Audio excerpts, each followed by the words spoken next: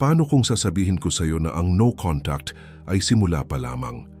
Na ang tunay na kapangyarihan at pagbabago ay hindi nagmumula sa kung ano ang pinutol mo, kundi sa kung ano ang nagiging ikaw. Umalis siya. Siguro nag-ghost siya sa iyo. Siguro sinabi niya kailangan ko ng space. Siguro may nakita siyang iba. At ngayon nakaupo ka lang diyan, nag-i-scroll at naghihintay, nire-replay sa isip mo ang bawat sandali, sinusubukang alamin kung saan nagkamali. Iniisip mo, kung hindi lang ako makikipag-ugnayan, mamimiss niya ako. Pero hayaan mong itanong ko sa iyo ito, paano kung hindi? Maraming lalaki ang naniniwala na sapat ang katahimikan para pagsisihan niya ang pag-alis. Pero ang pagsisisi ay hindi nagmumula sa kawalan, nagmumula ito sa kaibahan. Kailangan niyang makita ang kaibahan sa lalaking iniwan niya at sa lalaking nagiging ikaw. Kailangan niyang maramdaman ang pagkawala mo, isang puwang na hindi mapapalitan, kaya hindi sapat ang no contact. Kailangan mong umangat, kailangan mong kontrolin ang sarili mo sa paraan na yayanig sa kanyang realidad. Dito, nagsasama ang Stoic transformation at psychological strategy. Matututuhan mo kung paano siya pasubalian ng lahat, hindi sa pamamagitan ng paghingi o panghuhuli, kundi sa pamamagitan ng pagiging lalaking hindi niya dapat pinakawalan. Pagkatapos nito, hindi mo lang maiintindihan kung paano siya pasisihin sa pagsisisi. Hindi ka na rin magmamalasakit kung gagawin niya ito. At dito ka tunay na nagwagi. Kung handa ka ng kunin ang kontrol, maging isang lalaking may hindi matitinag na kapangyarihan. Mag-commit sa proseso, manatiling nakatutok, at kumilos dahil ang matututuhan mo ay magbabago sa pananaw mo sa sarili, mo sa kanya at sa buong sitwasyon. At bago tayo lumalim, ulitin mo sa sarili mo, ako ang premyo. Ngayon magsimula na tayo. Numero 1, the void principle. Hayaan mo siyang habulin ang katahimikan, inaasa niya na ikaw ay mabibigo. Inaasa niyang mag-check-in ka, magte-text sa kanya tuwing gabi kapag masyadong malakas ang katahimikan. Pero ano ang mangyayari kapag hindi ka ginawa iyon? Kapag wala siyang natagpuan kundi kawalan, doon nagsisimula ang pagbabago. Maraming babae ang namumuhay sa atensyon kahit mula sa lalaking iniwan nila. Hanggat alam nilang nakamasid ka pa, umaasa ka pa, naghihintay pa sa background, nararamdaman nilang ligtas sila. Hindi nila kailangan mamiss ka dahil sa isip nila hindi ka naman talaga umalis. Pero kapag tinanggal mo ang sarili mo ng buo, walang text, walang reaksyon, walang bakas ng presensya mo, nayabog mo ang kanyang realidad. Nagsisimula siyang magtanong, mali ba ang paghusga ko sa kanya? Mas malakas ba siya kaysa sa inakala ko? Nagsisimula ang katahimikan na maging laban sa kanya. Akala niya kontrolado siya, pero ngayon iniwan siya ng mga tanong sa halip na kaginhawaan. At ang mga tanong na iyon ay unti-unting sumisira sa kanya. Maraming lalaki ang iniisip na ang no contact ay estratehiya para bumalik siya. Mahina iyan. Ang no contact ay hindi tungkol sa kanya. Tungkol ito sa iyo. Kung binibilang mo ang mga araw sinusuri ang kanyang social media, umaasang siya ang mag-aabot. Patuloy ka pa ring naglalaro ng laro niya. Ang tunay na kapangyarihan ay nagmumula sa detachment, sa sobrang pagtuon sa sariling paglago na ang pagkawala niya ay nagiging walang kwenta at doon niya mararamdaman ito ng pinakamatindi. Dito karamihan sa mga lalaki ay nagkakamali, naiipanik sila kapag hindi siya nag-aabot. Iniisip nilang hindi epektibo ang katahimikan. Pero ang tunay na katahimikan ay isang binhi. Unti-unti itong lumalaki, dahan-dahang binubuwag ang perception niya sa'yo. Kapag bumalik siya sa huli, kailangan niyang makita ang lalaking nag-e-evolve, lalaking hindi na niya maaabot. Doon nagbabago ang sitwasyon, ang katahimikan ay kapangyarihan.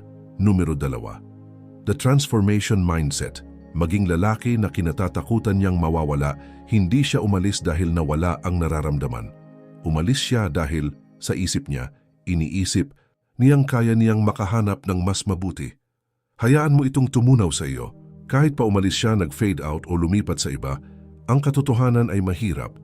Hindi kanya nakita bilang hindi mapapalitan. Dapat ang katotohanang iyon ang magpapalakas sa iyo, hindi ang magpabagsak. Maraming lalaki ang bumabagsak pagkatapos ng breakup. Nanghihingi, nagmamakaawa, nangangako ng pagbabago. Pero ikaw, iba ang ginagawa mo. Hindi ka humahabol, hindi ka nanghihikayat, hindi ka naghihintay. Nag-evolve ka. Nagbabago ka tungo sa bersyon ng iyong sarili na hindi niya inakala na kaya mong maging lalaking nakatuon, matalim, at hindi matitinag na pagsisisihan niya kung pinagdudahan ka niya dati. Sa ngayon, inaasahan niyang babagsak ka. Inaasahan niyang istok mo ang kanyang pages at lulunod sa heartbreak.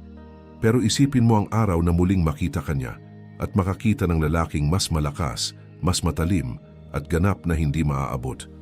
Doong niya maiintindihan na mali ang pagtataya niya sa iyo. At ang pagka-realize na iyon ay mas masakit kaysa sa anumang masabi mo. Pero narito ang susi, hindi mo ito ginagawa para sa kanya. Dito nagkakamali ang karamihan sa mga lalaki. Nakatuon sila sa pagbabalik sa kanya sa halip na pagbabalik sa sarili nila. Ang transformation ay hindi tungkol sa pagpapakita sa kanya ng kahit ano. Ito ay tungkol sa pagpapakita sa sarili mo na ikaw ang palaging premyo. At kapag nagsimula kang kumilos sa mindset na iyon, kapag nagsimula kang umangat sa katahimikan, mararamdaman niya ang pagbabago. Doon nagbabago ang sitwasyon. Ito ang iyong sandali upang magdesisyon. Magiging lalaking tinataboy niya o lalaking pagsisisihan niyang pinakawalan. Ang pagpili ay sayo. Hindi ako humahabol. Mag-evolve. Numero 3. Emotional detachment. Ang kawalang interes ay magnetic. Inaasahan niyang magmamalasakit ka. Inaasahan niyang mag-overthink ka, maghihintay ka, magre-react ka. Pero sa sandaling maramdaman niyang wala ka ng pakialam, doon nagbabago ang kapangyarihan. Ang kawalang interes ay magnetic, nakakairita. Ito ang isang bagay na hindi niya inaasahan dahil sanay ang mga babae na maging sentro ng atensyon, lalo na pagkatapos ng breakup. Iniisip nila na magiging emotionally invested ka pa rin, naghihintay pa rin sa kanilang pagbabalik. Pero kapag nag-detach ka ng buo, kapag huminto ka na sa pakialam kung siya ay manatili o umalis, nagsisimula siyang magtanong sa lahat. Karamihan sa mga lalaki ay natatalo dahil hinahayaan nilang kontrolin sila ng emosyon nila. Nagagalit sila, nagiging mapait, desperado, at bawat emosyonal na reaksyon ay nagsasabi sa kanya ng isang bagay. Hawak pa rin niya ang isip mo. Pero ang lalaking detached, lalaking sumusulong ng walang pag-aalinlangan, iyan ang lalaking hindi kayang kontrolin at iyon ay mas kaakit-akit kaysa sa anumang paghingi ng tawad, grand gesture o desperadong pagtatangka na ibalik siya. Ang emotional detachment ay hindi nangangahulugang huminto ka sa pagdama. Ibig sabihin nito ay huminto kang mag-react.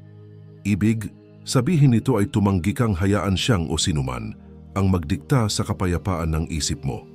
Ibig sabihin nito ay naiintindihan mo na ang pagkawala ay ilusyon dahil ang lalaking tunay na buo ay hindi kailanman maiiwanang walang laman. Hindi ka iniwan, pinakawalan ka. At sa sandaling yakapin mo iyon, mararamdaman niya ang pinakamalaking pagkakamali na magagawa mo ay ang maghanap ng closure. Hindi mo kailangan ng closure. Kailangan mo ng disiplina. Kailangan mong lumayo ng ganap na maramdaman niya ang pagkawala mo na parang kutsilyo. Kailangan niyang tingnan ka at magtanong, mahal niya ba talaga ako? May halaga ba talaga ako? Dahil kapag nagsimula siyang magtanong ng ganito, nagsisimula siyang duda sa sarili niyang desisyon. At kapag nangyari iyon, nawawala ang kontrol niya. Maging lalaking hindi natitinag, hindi nangangailangan ng validation, kumikilos ng may hindi matitinag na layunin. Ang lalaking hindi maaapektuhan ay hindi maaring manipulahin. Dahil kapag naabot mo na ang antas na iyon ng kontrol, tapos na ang laro. I like ang video na ito, mag-subscribe at mag-comment sa ibaba. I master my emotions. Numero 4. Social. Proof yung tahimik na mensaheng pinakamasakit makapangyarihan ang katahimikan. Pero alam mo ba kung ano ang mas nakakawasak? Ang patunay na hindi mo siya kailanman kailangan. Buhay ng mga babae ay puno ng paghahambing. Palagi nilang sinusukat ang kanilang halaga base sa kung paano sila nakikita ng iba, lalo na pagdating sa mga lalaking iniwan nila. Inaasahan niyang maglalaho ka, magdadalamhati at mananatili sa nakaraan. Pero kapag nakita kanyang umuunlad, kapag nakita kanyang napapaligiran ng bagong karanasan, bagong tao, bagong babae, doon siya masaktan. Ang social proof ang pinakamalupit na reality check. Iba ang maramdaman lang niyang nag-move on ka sa aktwal na makita ito. Makita kang umaangat, nagle-level up, at pinapahalagahan ng ibang tao kahit wala siya. Kailangan niyang maramdaman na napalitan ka hindi sa salita, hindi sa murang pagtatangkang pataobin siya kundi sa tunay na progreso. Maraming lalaki ang naglalaro ng laro, nagpo-post ng thirst traps, pilit nagpapakita ng reaksyon. Mahina iyon, ang tunay na kapangyarihan. Buhay mo ng napakahusay na magsimulang magtanong siya kung may halaga pa ba siya sa'yo. Kapag nakita ka niya sa high value na mga sitwasyon, kasama ang mga kaakit-akit na babae, na may enerhiyang sumisigaw na I am untouchable, nagbabago ang perception niya sa'yo. Nagsisimula siyang mag-isip, mali ba ang paghusga ko sa kanya? Palaging kaakit-akit ba siya? Nagkamali ba ako? At narito ang katotohanan, hindi siya agad magre-react sa publiko. Hindi ka niya bibigyan ng kasiyahan sa pamamagitan ng isang mensahe kaagad. Pero maniwala ka, pinagmamasdan niya ang bawat bagong galaw mo, bawat bagong koneksyon, bawat palatandaan na ikaw ay lalaking umaangat. Nararamdaman niya ito. At ang pinakamalala para sa kanya, alam niya na kapag ang isang lalaki ay umangat, hindi na siya lumilingon. Hindi ito tungkol sa paghihiganti. Tungkol ito sa pagiging lalaking itinakda mong maging. Lalaking hindi na kailangang patunayan ang halaga niya dahil kusang sumasalamin ang sarili nito. I-like ang video na ito, mag-subscribe at mag-comment sa ibaba. I level up, not look back. Numero 5. The power shift. Pagsisihan niyang mali ang pagtaya sa'yo, akala niya alam na niya ang buong kwento mo. Akala niya babagsak ka, hihintayin ka. Palaging magiging isang option. Pero ano ang mangyayari kapag ang lalaking iniwan niya ay hindi na ang dating lalaki? Ano ang mangyayari kapag naging untouchable ka? Doong nagaganap ang power shift. Doong niya pagsisisihan ng maling pagtataya sa'yo. Karamihan sa mga babae ay hindi umaalis na inaasahan na magsisisi. Iniisip nila na palagi ka lang nandyan, frozen sa oras, naghihintay sa kanilang pagbabalik. Pero kapag sa huli ay tumingin siya at nakita ang lalaking umangat, lalaking hindi na kailangan siya, kahit kinikilala pa, doon bumabigat ang kanyang desisyon. At hindi dahil pinarusahan mo siya, dahil lumampas ka na lang sa kanya. Ang kapangyarihan ay hindi tungkol sa pagpapamiss sa kanya. Ito ay tungkol sa pagpapakita sa kanya na hindi ka na niya maaabot. Kapag naramdaman niya na ang kanyang mga salita, aksyon, pagkawala ay hindi na nakakaapekto, sa'yo doon napuputok ang kanyang kumpiyansa. Dahil sa kaibuturan, bawat babae ay gustong maniwala na siya ay hindi mapapalitan. At kapag nakita niya na hindi siya, kapag nakita niya na mas maayos ka nang wala siya, na nakapagtayo ka ng buhay kung saan wala na siyang lugar, doon nagiging duda ang pagsisisi. At ang duda na iyon nananatili. Unti-unting kinakain siya. Nagsisimula siyang maghambing. Ang bagong lalaki ay hindi kasing misteryoso. Wala siyang parehong enerhiya. Dahil sa sandaling maging tunay na high value ka, hindi ka na isang option. Nagiging standard ka. At iyon ang pinakamasakit na pagkawala, ang hindi niya maibabalik. Pero narito ang pinakamaganda. Hindi ka na magmamalasakit dahil sa oras na ma-realize niya ito, nag-move on ka na. Hindi ito tungkol sa paghihiganti. Ito ay tungkol sa pagiging lalaking nakatuon makapangyarihan at mas maaga sa kanya na ang kanyang pagsisisi ay nagiging simpleng afterthought lamang. I like ang video na ito, mag-subscribe at mag-comment sa ibaba. I am the storm. Numero 6. The return. Kapag siya ang nakipag-ugnayan, ganito ang gagawin mo. Makikipag-ugnayan siya. Siguro isang random na, "Hey, kamusta ka na?" Siguro magre-react siya sa isa sa mga post mo. Siguro hahanap siya ng dahilan kahit ano para sirain ang katahimikan. Pero huwag magkamali. Hindi ito tungkol sa'yo, tungkol ito sa kanya. Tungkol ito sa pagsusuri kung may access pa ba siya sa'yo. At ang paraan ng pagtugon mo ang magtatakda ng lahat. Maraming lalaki ang sumisira sa lahat sa sandaling iyon. Iniisip nila na ang pakikipag-ugnayan niya ay senyales na buksan ang lahat at sabihin ang lahat ng matagal na nilang itinatago. Iniisip nila, ito na ang pagkakataon ko. Baka gusto niyang bumalik. Mali. Gusto niyang malaman kung gusto mo pa rin siya. Kapag masyado kang mabilis sumagot, kapag ipinakita mong masyadong interesado ka, siya ang nananalo. Nakukuha niya ang validation na kailangan niya at bigla siyang nawawala muli. Kaya ano ang dapat mong gawin sa halip? Tumugon ng may kapangyarihan. Hindi mo siya ini-ignore, iyon ay magpapakita na emosyonal ka pa rin. Sa halip manatiling malamig, detached at maikli. Tratuhin siya tulad ng isang distant acquaintance, neutral, hindi nababahala at hindi nababasa. Inaasahan niyang magiging excited ka o mapait, pero kapag wala siyang natanggap, doon niya mararamdaman ang epekto. Doon niya maiintindihan na wala na siyang kontrol. Ang pinakamalala mong pwedeng gawin ay bigyan siya ng closure dahil kung tunay na nagsisisi siya sa pagkawala mo, hindi siya magte-testing, lalaban siya para makabalik. Sa halip sinusuri niya kung may kapangyarihan pa ba siya sa iyo. At kapag natuklasan niyang wala na, kapag na-realize niyang hindi ka na invested sa kanyang existence, doon lumalakas ang pagsisisi. Ito ang paraan mo para manalo. Ipakita sa kanya na hindi na siya faktor sa iyong realidad.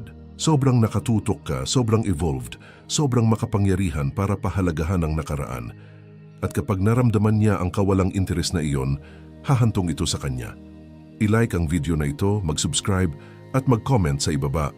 I stay in control. Numero 7. The unavailable king, ang lalaki na hindi niyang maaabot, may pagnanasa ang babae sa bagay na hindi niya makuha. Kapag ang isang bagay ay naging madali, predictable o laging available, nawawala ang halaga nito.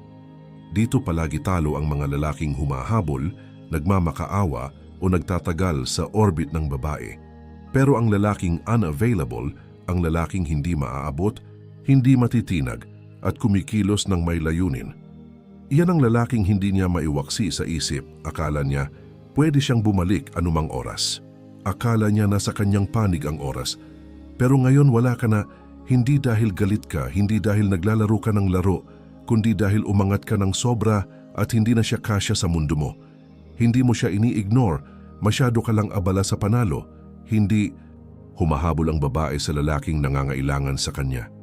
Humahabol siya sa lalaking hindi nangangailangan ng sinuman, lalaking sobrang nakatuon, disiplinado, at ganap na nakatuon sa sariling kadakilaan na walang sinumang babae, kahit siya, ang makakagambala sa misyon niya. Dito karamihan sa mga lalaki ay nagkakamali.